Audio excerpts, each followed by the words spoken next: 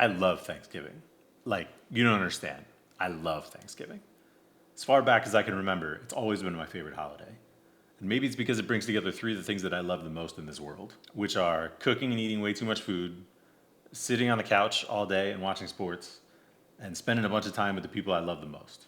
And I'm lucky to have experienced more than 40 classic American Thanksgivings on this planet, right up until last year when I was diagnosed with celiac on November 21st, 2 days before Thanksgiving. So hey, I got to go out with a bang last year. One more Thanksgiving. And then the next day was my first day eating gluten-free. Black Friday, am I right? That means that this year, 2024, is my first official gluten-free Thanksgiving.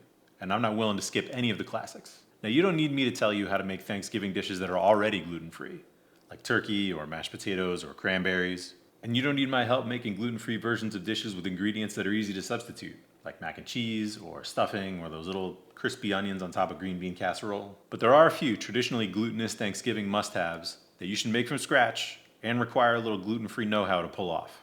In this special Thanksgiving series on J versus Gluten, we're going to tackle three of them: gravy, pie crust, and on today's episode, dinner rolls.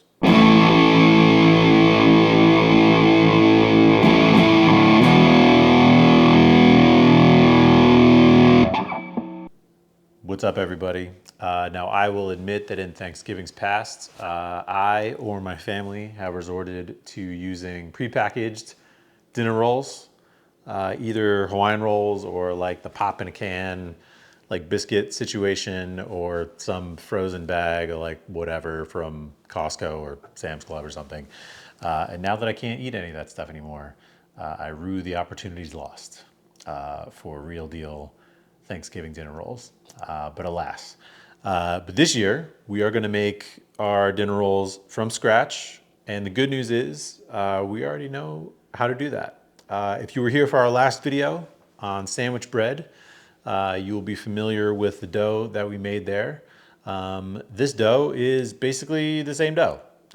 Pretty much all the same ingredients. I think there's butter instead of oil. It's another loopy whisk joint, so check it out down in the comments. But the process is basically exactly the same. So go check out that video, grab your ingredients, and let's run it all back. It's all the same dry ingredients. You make the psyllium gel stuff. You do the dough hook on the stand mixer. You let it mix for like 5 minutes or so, and then it's done. And then you should be here. I actually took the liberty of putting mine in the refrigerator for about a half an hour for this to firm up. Last time I made this, this dough was very sticky. So I hope that this time, maybe it's a little bit easier to work with. So last time we wanted to form this into one big ball and then kind of pat it out into a loaf and then put it into one big loaf pan. This time, we're basically making like 9 little loaves. That's a lot easier if you have a digital scale to measure out all the portion dough. Each loaf should be like 75 to 80 grams. To keep this from sticking, we have our millet flour. So let's see how this goes. A little of this on the board. Man, this is still sticky. That's too much. Still too much. Not enough. All right, perfect. About 78 grams. So we're down on our board. We're gonna pat it out. There we go. The millet flour really helps. And we found that having a little dough scraper helps. Do not be shy with the millet flour. I'm gonna pat this out until like a little disc. I'm gonna pinch it together, bottom. A little more flour. You flip that seam side over, it's down on the ground, and you kind of roll it into a ball. Like so. That's one.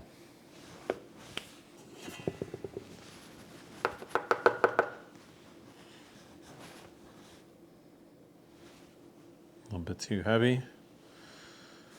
Perfect. Okay. Getting a little bit better at this.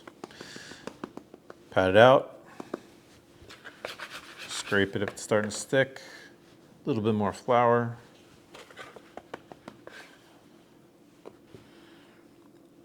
Bring the corners together into the middle.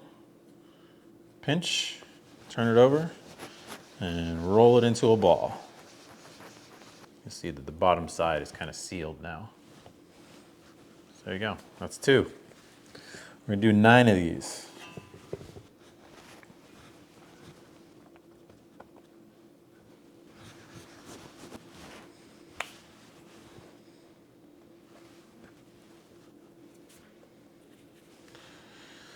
And the last one.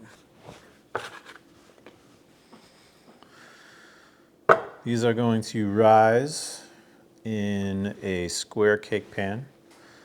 These should be kind of almost touching, might be like a couple of millimeters apart. And put them all in there. Last little guy in the corner there. And then we are gonna cover this with plastic wrap. If you don't have one of these big restaurant-sized plastic wraps, you are missing out. Get them at Costco, you get them at Sam's Club, you can get them at your local restaurant supply store. So we're gonna cover this and we're gonna let it rise somewhere warm. This looks like a pretty warm place. We're gonna put it right back there. We're gonna let that rise for about an hour till it's doubled in size, and I'll see you after that.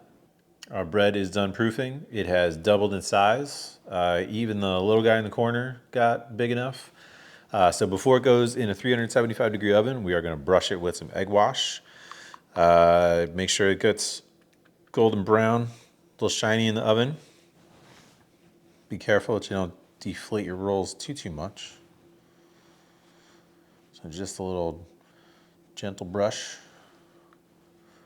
Hoagie's gonna sit here and watch because she refuses to get off the counter. Girl. Okay. As this goes in the oven, we're also gonna give it a little bit of a squirt, increase the humidity inside the oven, and hopefully make these rise a little bit better. Here we go. These are gonna go for about 22 minutes or so. You can stick a toothpick in the middle of them, just like a cake, to see if they're done. We're gonna come back in 20 minutes and hopefully these are gonna be done. Okay, it's been about 25 minutes that our rolls have been in the oven. I jabbed them with a toothpick and the toothpick came out clean, so I think they're ready. They didn't get quite as brown as I wanted them to get, or certainly not as brown as our sandwich bread got.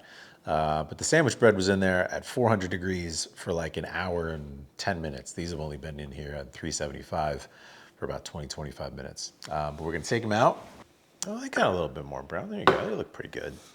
So while they are still hot, we're gonna brush them with butter.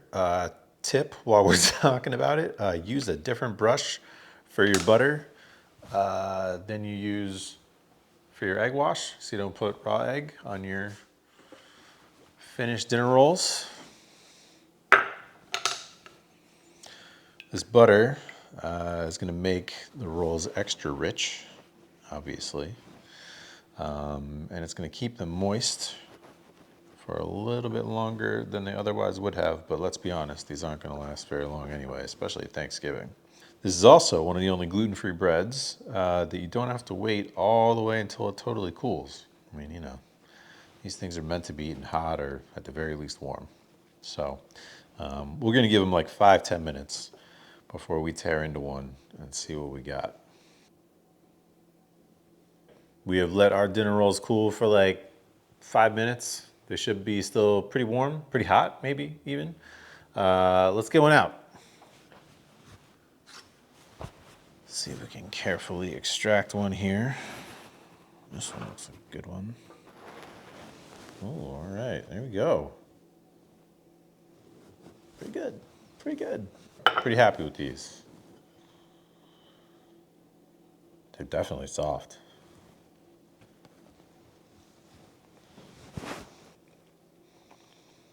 I could like sop up some gravy with that. Put a little turkey and cranberry between 2 halves of this. That's a good Thanksgiving sandwich. Pretty good.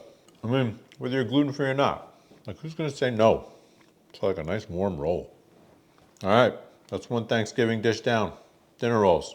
Next up, gravy and pie crust. See you next time.